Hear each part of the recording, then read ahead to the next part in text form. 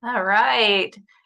Thank you, everybody, so much for joining us for today's speaker series. My name is Stephanie, and I'm going to be moderating things on the back end. So if you have any questions or comments, you feel free to put them in the chat or the Q&A box, and we will address them. Towards the end of this program, I will also be sharing a Qualtrics link for an evaluation for this event. So please take the time to fill out the evaluation. We very much value your opinion and how to make things better for these events. So many of you may know that October is Lewy Body Dementia Awareness Month. And Lewy Body Dementia, or LBD, is the second most common type of dementia there is, right behind Alzheimer's disease. And there's still a lot that we need to learn about this disease. Here at the Michigan Alzheimer's Disease Center, we are ardent advocates of LBD research and support. And going forward, I would like to pass things to Renie Gadwa so she can tell us a little more about what we are doing at the center with LBD.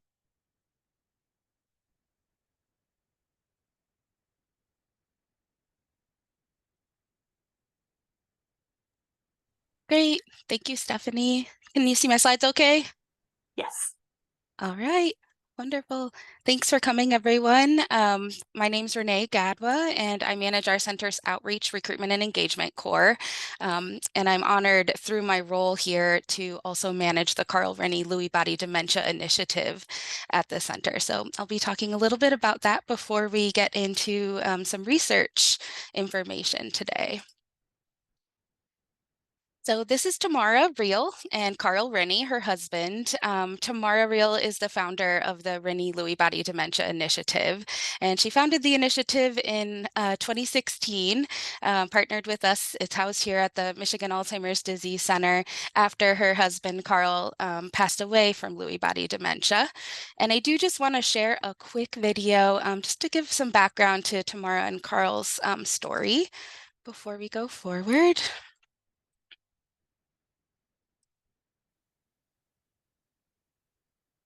Let me see here. Oop, I'm gonna stop. I forgot to share my sound, even though we practiced. There we go.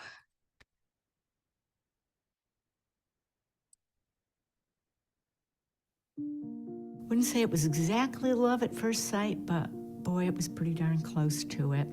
Carl was the best thing that ever happened to me. He was an incredibly talented individual. Not only a scholar, he played jazz trombone, he sang vocal jazz. He was just a fun, wonderful, incredibly thoughtful, loyal guy. It was that fall, and this man who had always been so incredibly vibrant just somehow suddenly lost his sparkle. And that's the only way I can put it. He lost his sparkle. After 2 years of visiting numerous doctors, Carl got a diagnosis of Lewy body dementia. And at that point, I just felt like my whole world caved in. Lewy body disease is one of the most common forms of dementia, and yet very few people know much about it. In addition to having problems with cognition, persons who have Lewy body dementia have difficulty with psychiatric problems. They often have visual hallucinations. They can have difficulty with thought processes in general. It's really hard when someone you know loses their grip on reality in that way. And I know Tamara faced that with Carl. Lewy body dementia is not something that just affects the head, the mind. It is something that affects the body as well. Carl played a great jazz trombone. Then he finally said he had to stop playing because he didn't have his lip anymore. And to play the trombone, you need to have good lips. Those lips have to be able to purse correctly. Carl couldn't do it anymore. I think of other people who have this illness, and I think of Carl, and I think how much he would not want to see other people suffer. I decided to start a support group for other people dealing with Lewy body dementia because I knew we could not be the only people facing this. People have to help people. At the end of the day, we're all in this together. And if we don't help each other and we don't make the world a better place for each other, What's the point of the whole enterprise?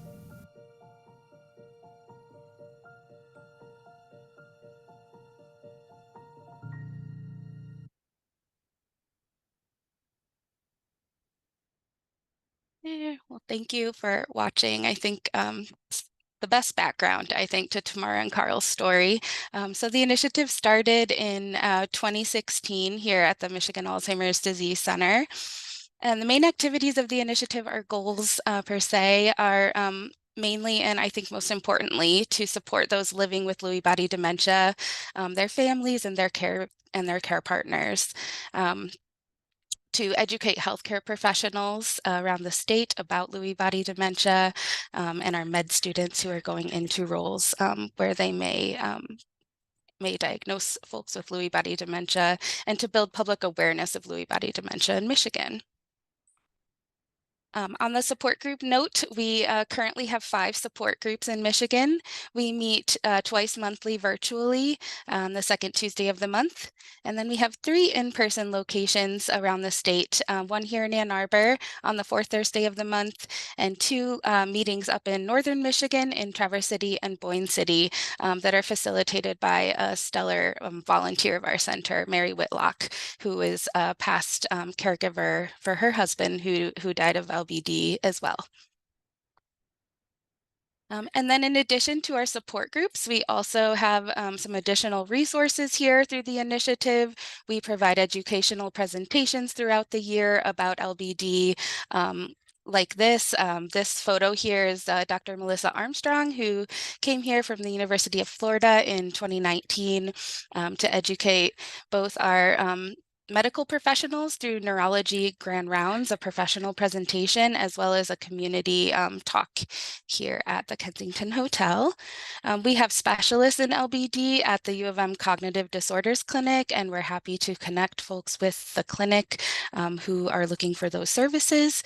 And we have various research opportunities in Lewy body dementia, 2 of which you'll hear about here shortly. And I didn't put it here, but we also in 2018, much I think due to the awareness through this initiative, were designated a Lewy body dementia research center of excellence through the National Lewy body Dementia Association. So there's some more information on this slide. My contact information is at the bottom here. Feel free to reach out with any questions about support groups or Lewy body dementia resources in general. We also have a lot of information on our website with the / there LBD. Information about LBD and our support groups and programs are there. You can follow us on social media, and we also have a monthly LBD e-newsletter that goes out on the second Tuesday of each month, and you can subscribe to that on our website as well. So thank you. I'm happy to take any questions at the end of the presentation today about the initiative as well.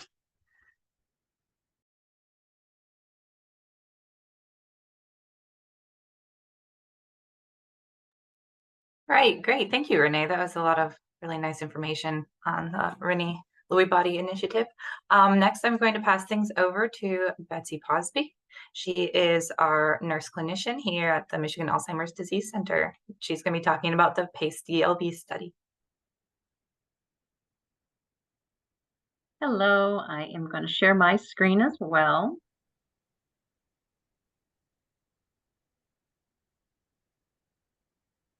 All right, so what I'm going to talk about today is one of the studies that has been designed for people with Lewy body dementia, in particular, really the caregivers also of people taking care of people with Lewy body with dementia.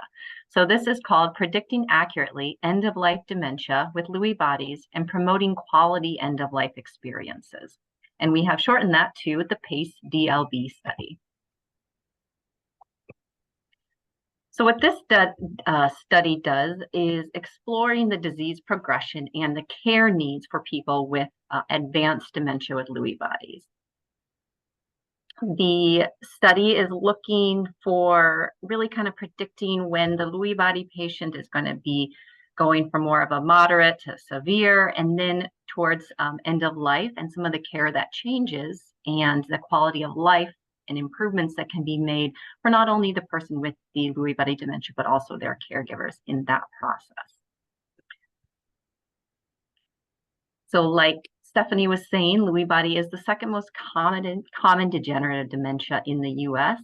And there is some lack of evidence in really good end-of-life care for people with Lewy body dementia. So that's really what this study is focusing on. In doing that, we're looking for caregivers to describe some of their experiences in the process so we can help to improve that.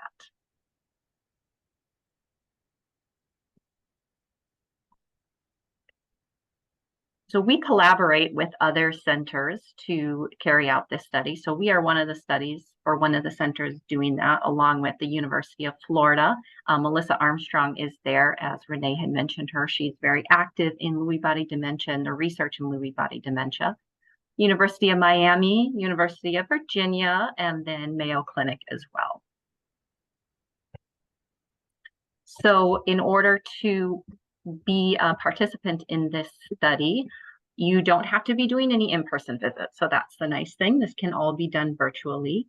The study participant and the informant will be alongside in this.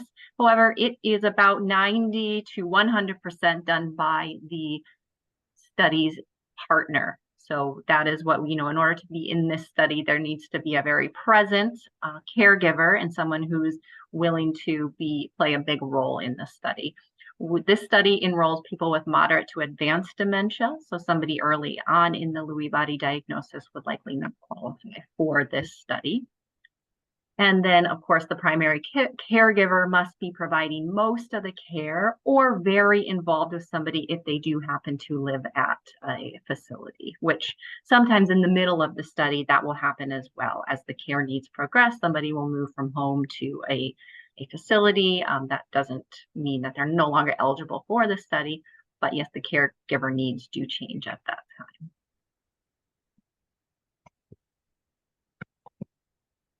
And what happens with this study is either a virtual phone or Zoom call is conducted every 6 months, like I said, primarily with the caregiver of the Lewy body with dementia patient. And these interview questions, they focus on the symptoms and experiences in the person with Lewy body, as well as the caregiver experience. And the study takes place for 3 years or until the death of the person with Lewy body. And then at the end of that, a post-death interview is conducted with the caregiver, and that really focuses on that end-of-life experience and what went well and what could have been improved from the caregiver's experience. So that's the gist of the study. I'm happy to provide any additional information for anybody who may be interested. And then there's also the PACE DLB study information that can be found online if anybody was interested in hearing more about or reading more about that.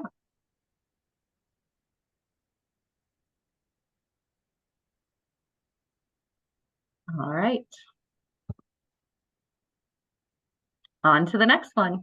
That's great. I do. How many people, how many participants do we have in that study right now?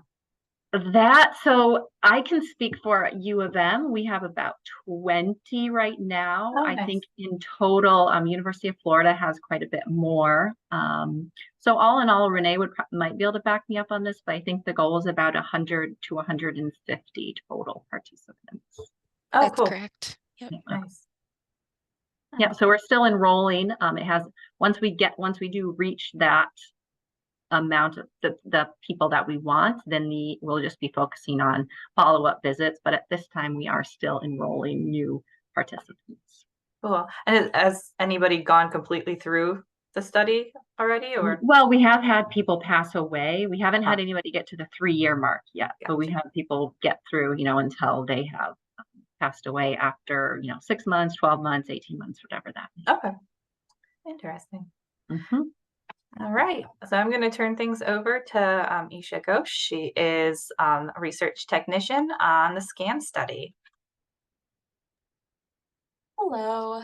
So I'm going to share my screen now.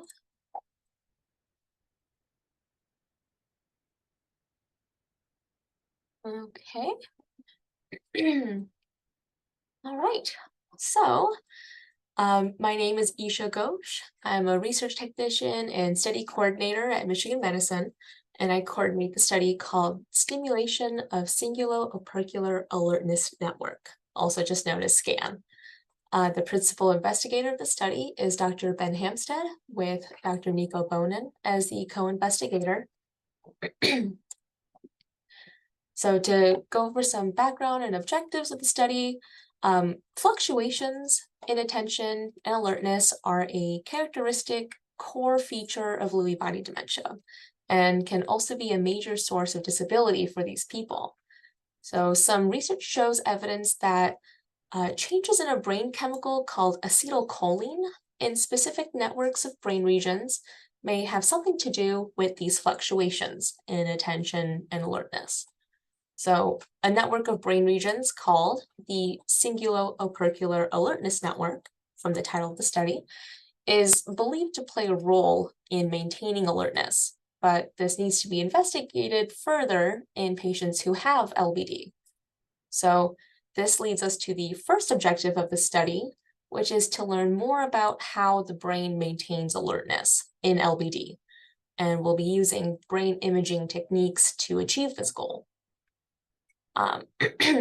Secondly, the only approved treatment for this kind of cognitive impairment are cholinesterase inhibitors, which are cognition-enhancing drugs like Aricept and Exelon.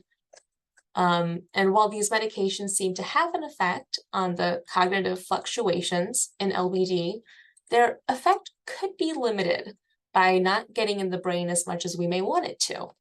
So we wanted to study a new approach that would target this Cingulo-Opercular Alertness Network directly.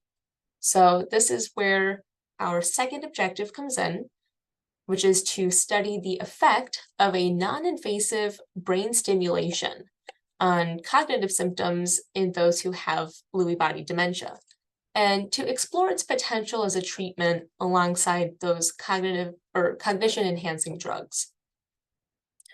So the non-invasive brain stimulation that we're using in the study is called transcranial direct current stimulation, or TDCS for short. We'll assess through cognitive tests and brain imaging whether 10 sessions of TDCS improves thinking abilities in those with LBD. So on the next slide, I'm going to tell you a little bit more about what TDCS is. So, like I mentioned, TDCS stands for transcranial direct current stimulation. It's a non-invasive form of brain stimulation. So something invasive would be like a deep brain stimulator that actually sits inside your brain. And TDCS is something that's used around the world. It's considered very safe. It uses a weak electrical current that's delivered through electrodes placed on the scalp. And I'll point it out the laser pointer. So it's these little circles on the cap of my colleague's head here. And in the way we use TDCS in the study, this electric current stimulates a particular brain region to make it more likely to help with a cognitive activity, like paying attention and remembering. So if you do participate in the study, there are 13 visits involved in participation. So the very first thing we do is a cognitive and neurological evaluation to establish a sort of baseline for participants. And this is visit 1 here.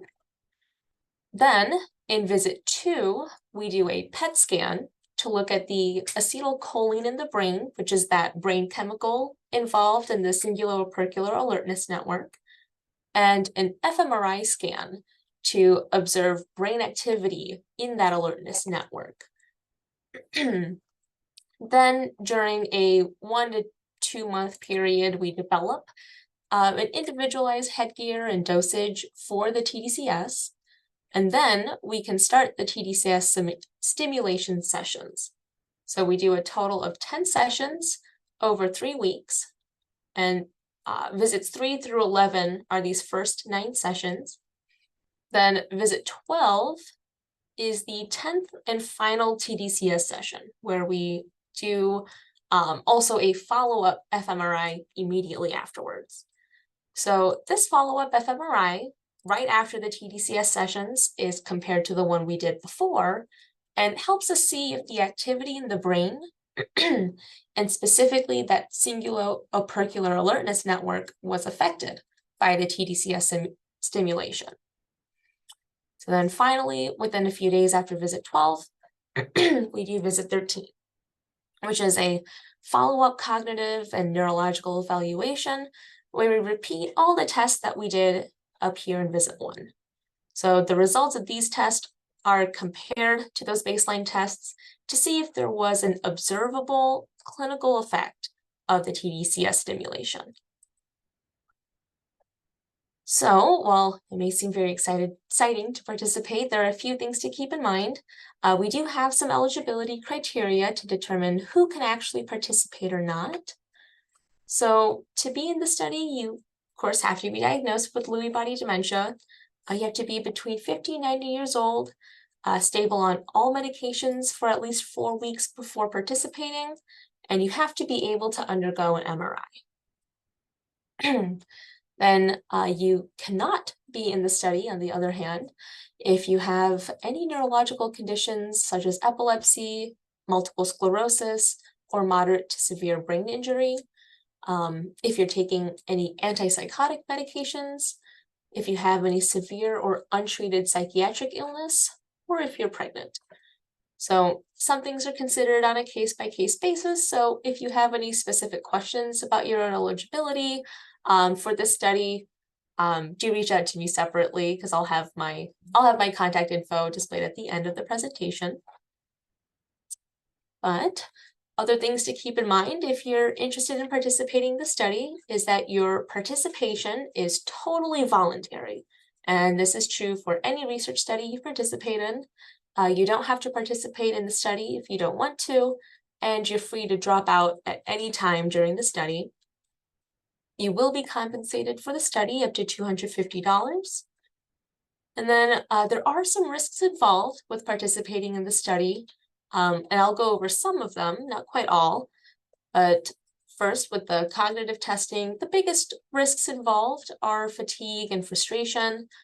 With the brain imaging, the PET scan does involve a low level of radiation, and the MRI scanner can cause metal in your body to move, as well as cause discomfort or anxiety, especially to those with claustrophobia. Then the TDC itself involves a few risks. The most common side effects are sensations under the electrode, such as tingling, itching, slight burning, and discomfort. Other effects that can occur both during and after the TDCS include fatigue, skin redness, and headache. But a potential benefit of being in the study, however, is that you may notice changes in concentration, memory, and other cognitive abilities. And we, the doctors, researchers, and scientists, may learn new things that could improve treatment and diagnostic methods for Lewy body dementia and ultimately help others. So if you want to learn more, feel free to contact me. My phone number and email are listed there. Or you could visit the Health research posting for the SCAN study. You can see more summarized information of what I just went over. Make an account, say you're interested, and someone from the study team can get back to you, or you can scan the QR code and get to the same place. But yeah, that's all I have to share about the SCAN study, and whenever Stephanie says so, I'll take questions as well. Yeah, I have a quick question. So location is, if somebody lives, 3 hours away, how are they going to be in Ann Arbor for 3 weeks? Excellent question, Stephanie. So that is the tricky thing about the study, is that a lot of who we've recruited so far and people who've been able to do the study are very local. Otherwise, to a limited amount, we are able to assist with transportation costs and lodging if you want to stay in a hotel. The extent of how much assistance you'll need like that is kind of case by case. If you have friends or family nearby, then you're also welcome to stay with them. But that's really something, you know, the further you are, the more logistics that both the participant and the study team kind of have to work together on. So it's kind of complicated, but it depends on the person.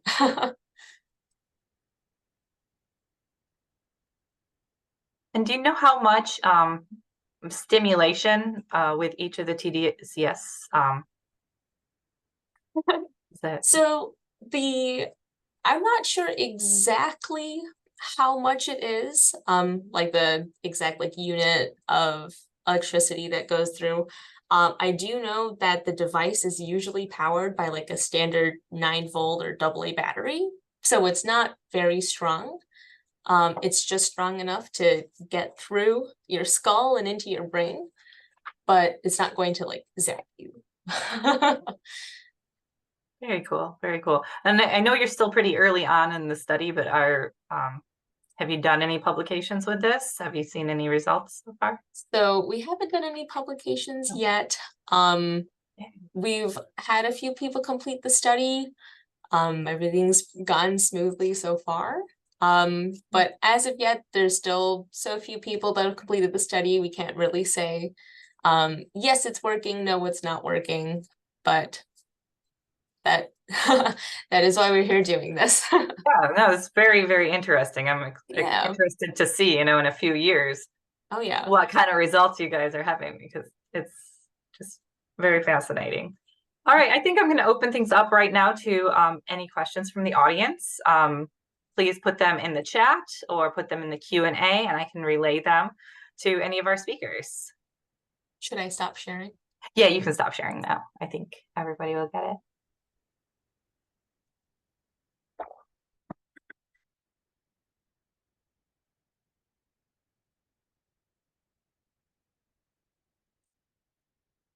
Well, I have a quick question for Renee. In your Lewy body dementia support groups, what does like a normal session look like? Is it caregiver and persons with dementia together, or are they separate? Good question. And I think maybe I forgot to share that. I think quite uniquely, our center has support group offerings for folks both living with LBD and their families and care partners. Depending on the location and the virtual versus in-person format, they're held a little bit differently. Our Northern Michigan meetings, our folks with LBD and their care partners meet together for the whole meeting. At our Ann Arbor meeting, our caregivers meet in a separate room from our group for those living with LBD. They come in together and we separate, and we come back together at the end of the meeting. And our virtual meeting, of course, since a lot of people are caring for the person with LBD in the same home, we have to have those meetings separate and back to back. A lot of folks share the same computer screen. So our afternoon virtual meeting, our care partners meet at 2 o'clock, and those with LBD who they're caring for meet at 3 o'clock if they're interested. And our evening virtual meeting is just for caregivers. So Great. I have Thank you very much. all of that info on our website too. If Perfect. Interested. Yeah. I think I have a question for Isha. Can you tell us the specific regions of the brain that are targeted?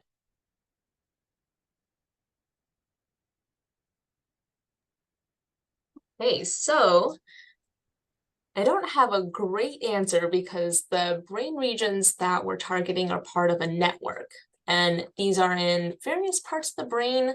I'm not on the science side of the study.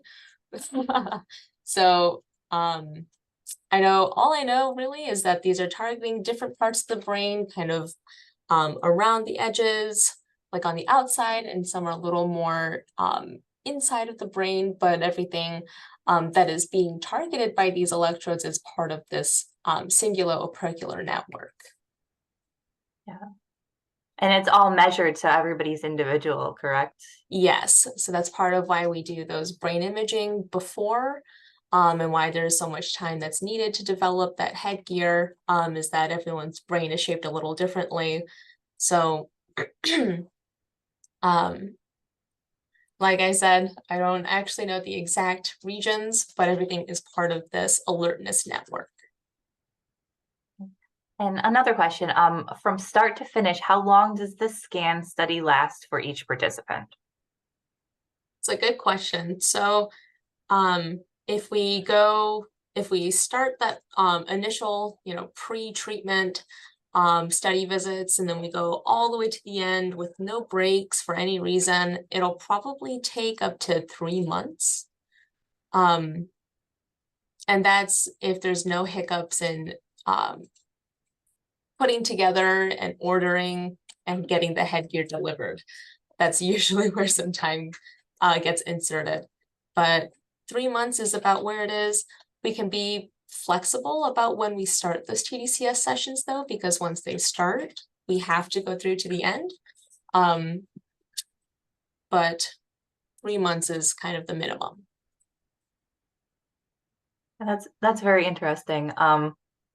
I know one of your criteria was, you have to have stable medication for 4 months. So if, a person has stable medication at the beginning of this study,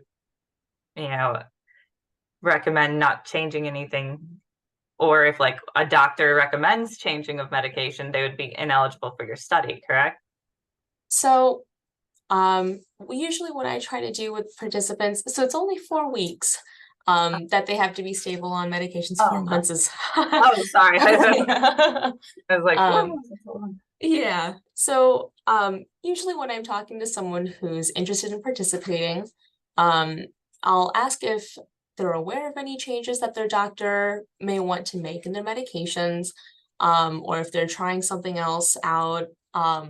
We'll let those changes happen, and then we'll wait for about a month before we start anything. Once the study is started, it's just kind of an honor system. We just want open communication between ourselves and our participants to let us know if there's any plans to change any medication, something like that. It kind of depends on what medication it is. So a lot of things are pretty case by case. Things like blood pressure, cholesterol medications usually aren't going to make much of a difference, and that's fine. But if there's any plan changes in neurological meds, then that's something that we're going to want to evaluate as it happens. All right, thank you very much. Any more questions from the audience?